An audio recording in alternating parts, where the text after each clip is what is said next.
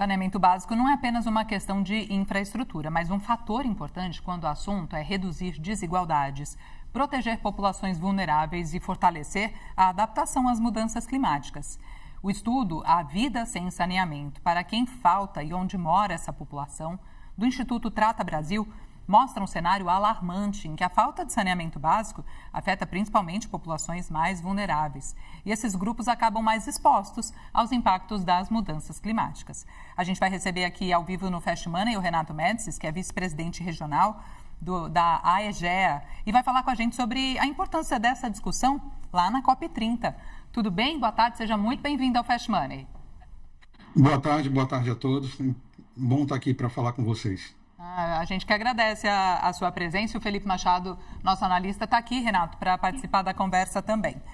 Bom, esse estudo do Instituto Trata Brasil, Renato, ele trouxe vários dados, né, e me chamou muita atenção aquele que mostra que quem mais sofre com a falta de saneamento, né, então, mulheres, negros, população indígena e moradores de periferia, são essas pessoas, né? Explica pra gente, porque pode não ser tão óbvio para todo mundo, né? Qual que é a relação entre essa vulnerabilidade, a questão da falta de saneamento e a exposição maior às mudanças climáticas? Não, pois não. Acho que o Brasil está vivendo um momento ímpar no saneamento depois da edição do novo marco legal do saneamento, né? Hoje ainda são no Brasil mais de 100 milhões de brasileiros sem acesso à coleta e tratamento de esgoto e mais de 35 milhões de pessoas sem acesso à água tratada. E num país com tanta desigualdade, com tanta vulnerabilidade, isso fica mais latente para essas populações. Mas o que a gente vê é um avanço muito grande nesse sentido, que não é meramente executar obras para fazer que o saneamento chegue para essa população, é também vencer barreiras. É o maior projeto que tem hoje no país de inclusão social e sanitária. Então é uma cadeia que vai desde o investimento, a realização das obras, há uma questão de educação ambiental, há uma questão de se encontrar também uma tarifa adequada para que isso seja acessível a essa população, e a gente já vem vendo isso em vários casos no Brasil, para que o saneamento seja, enfim, levado a todos, porque ele precisa chegar a todas as pessoas e a todas as populações. É uma questão de dignidade, né, Felipe? Com certeza. Renato, boa tarde mais uma vez. Fiquei impressionado com esses números. 100 milhões de pessoas... repete, por favor. 100 milhões de pessoas não têm acesso ao esgoto? 100 milhões de pessoas ainda no Brasil não têm acesso ainda à coleta e tratamento de esgoto, e mais de 35 milhões de pessoas no Brasil ainda não têm acesso à água tratada. Mas esses números vêm avançando depois da edição do novo Marco Legal do Saneamento, vários projetos acontecendo de norte a sul do país. A AEGEA hoje, que é a nossa empresa, já vem atuando em 890 municípios, desde o Rio Grande do Sul até o Amazonas. Então a gente vê esse avanço acontecendo em várias frentes. Não, claro, realmente números assim impressionantes mesmo. Renato, queria te perguntar o seguinte: de uns tempos para cá, o saneamento básico sempre foi visto no Brasil como uma questão estatal. O Estado deveria fazer o saneamento básico e, infelizmente, temos esses números até hoje. Como é que você vê, de uns tempos para cá, houve algumas privatizações em algumas companhias ao longo espalhadas pelo Brasil. Como é que você viu essa mudança e como é que isso pode influenciar de forma positiva para oferecer saneamento básico para mais pessoas? Para vencer esses desafios, né, Felipe, é necessário haver essas parcerias, onde se soma-se ao público a participação privada, que não vem só com capital, ela vem também com know-how, vem com o olhar do cliente, vem com eficiência, tecnologia, das mais diversas. Então, a gente vê um avanço em várias frentes e em vários locais com diversos projetos. Foram feitos vários leilões ao longo do país, tanto desde privatização no Rio Grande do Sul, como concessões de saneamento em São Paulo, no Rio de Janeiro, no Paraná, Santa Catarina, Pará, Piauí, e a gente vê o avanço acontecendo em todo o Brasil para que a gente possa recuperar todos esses anos e fazer com que a gente faça um salto tão grande na universalização, que em alguns lugares vão acontecer em 2033, outros em 2040, vencendo esse déficit histórico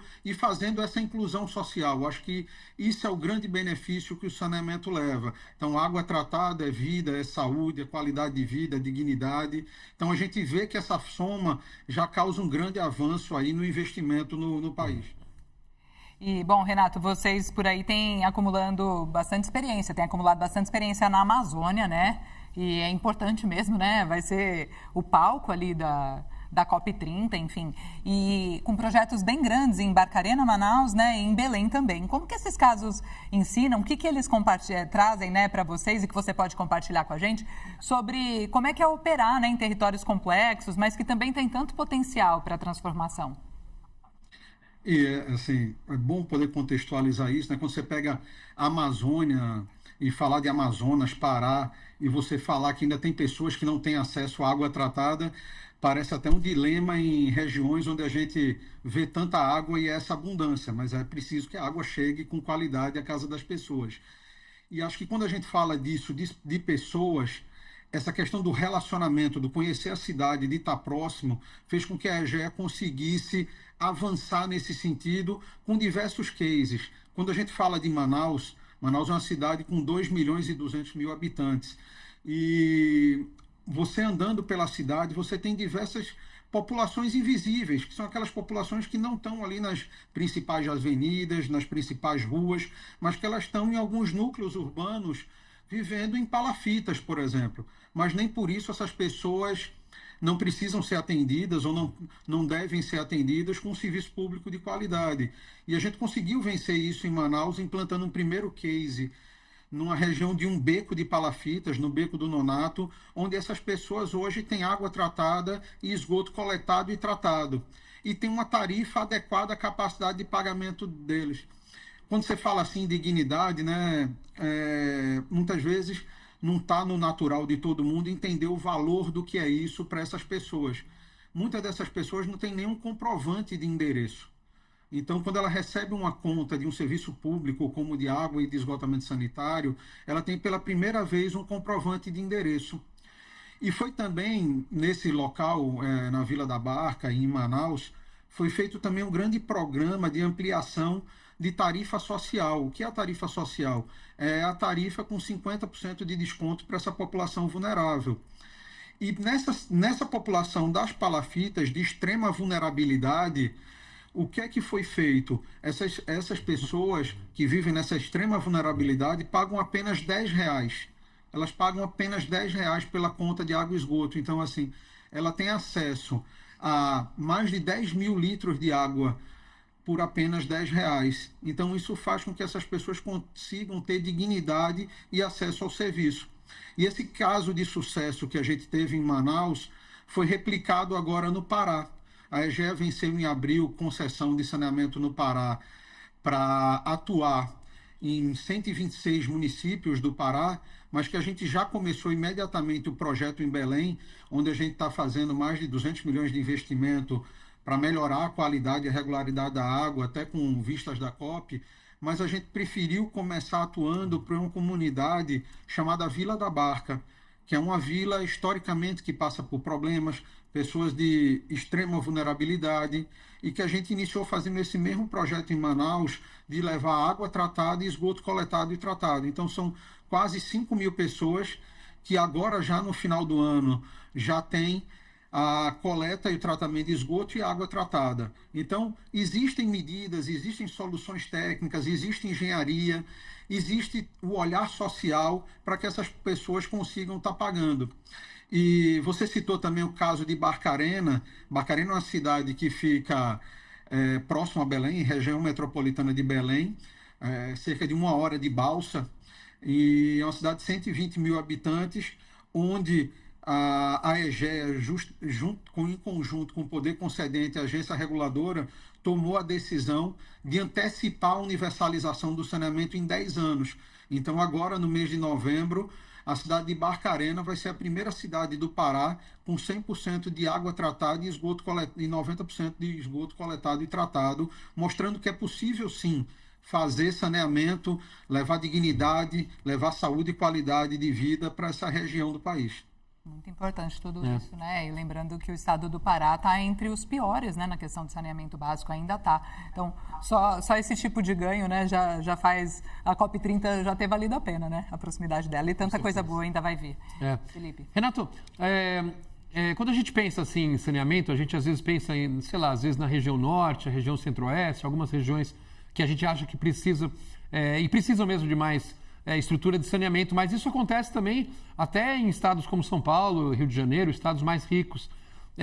Quando é que a gente... Eu sei que não é a função da AEGEA consertar toda essa situação, mas como é que você imagina, quando você imagina que o Brasil vai ter um saneamento básico, pelo menos com os índices mundiais, quer dizer, com uma porcentagem da população em níveis aceitáveis pelos índices mundiais, em níveis considerados regulares, pelo menos? Quando vai ser isso? Quando que a gente pode pensar em termos de datas? Hoje, o novo marco legal do saneamento trouxe metas claras para serem atingidas.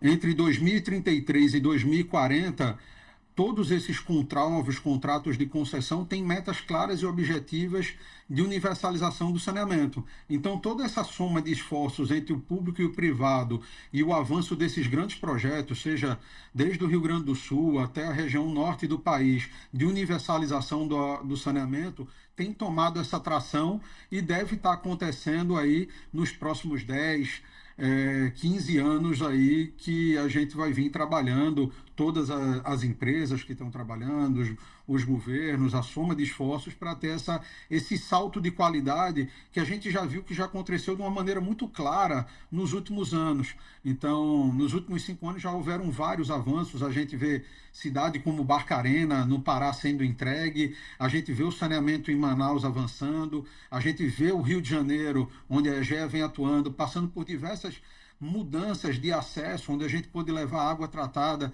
para várias regiões do Rio de Janeiro, que até hoje também, a gente fala no Rio de Janeiro, a gente fala no norte sem saneamento, mas a gente tem lugares no Rio de Janeiro onde tem população que ainda não tinha tomado um banho de chuveiro uma vez sequer na vida. Então a gente já vê isso acontecendo, a balneabilidade das praias do Rio de Janeiro melhorando também. Então é um avanço gradativo que vem sendo feito sempre com esse olhar de inclusão das pessoas. Então não é só a execução das obras, mas também todo esse trabalho socioambiental, visando no final equacionar tudo isso que nós vemos falando hoje, de atingir a justiça climática, porque todo mundo está vendo que o clima está mudando, que o mundo está passando por transformações, então a gente tem que cuidar bem das pessoas e do bem que a gente tem, que é a água tratada. Perfeito. Quero agradecer Renato Médicis, vice-presidente regional da AEGEA, pela participação ao vivo aqui com a gente no Fast Money. Muito obrigada e ótima tarde. Bom fim de semana. Eu que agradeço. Boa tarde a todos. Obrigado.